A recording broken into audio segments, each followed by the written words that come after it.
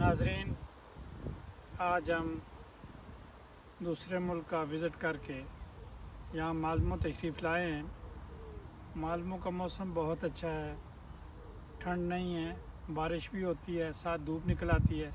सब्ज़ा देख लें और मेरे पीछे ये भी देख लें, एक छोटी सी पानी की झील है जिसमें आप देख लें, इसमें आपको मुर्गाबी भी तैरती हुई जो है वो नज़र आ रही है। बहुत ही खूबसूरत, बहुत ही आला और बहुत ही जो मौसम जिसे कहते हैं ना हसीन मौसम है।